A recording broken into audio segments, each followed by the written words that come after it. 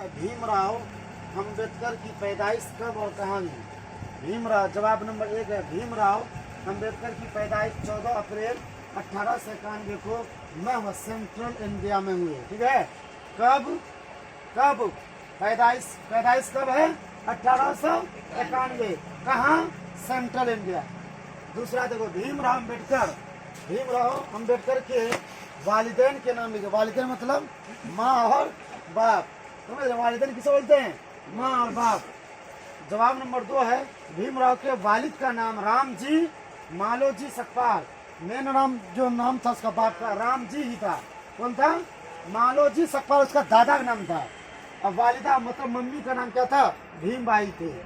उसके बाद तीसरा क्वेश्चन देखो, भीमराव अंबेडकर के वालिद फौज में किस ओहदे से सबकदोश हुए? मतलब छोड़ देना, किस ओहदे को क्या क्या छोड़ दिया? उसका जवाब 3 है भीमराव के वालिद फौजी स्कूल में हेड मास्टर के ओहदे पर थे। तो ओहदे से क्या हुए? ओहदे से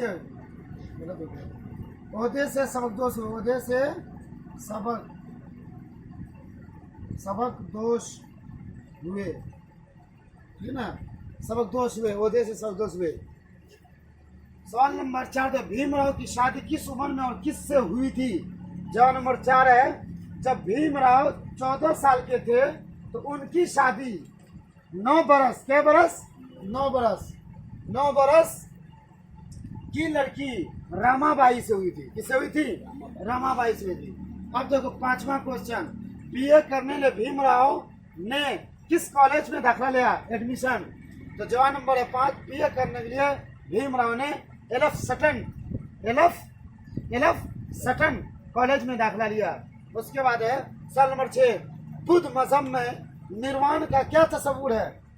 जवाब नंबर 6 है बुद्ध मजहब में निर्वाण का तस्वूर है सुकून मिल जाना। क्या है? सुकून मिल जाना। ये लिखो, सबक दोष हुए। क्या हुआ?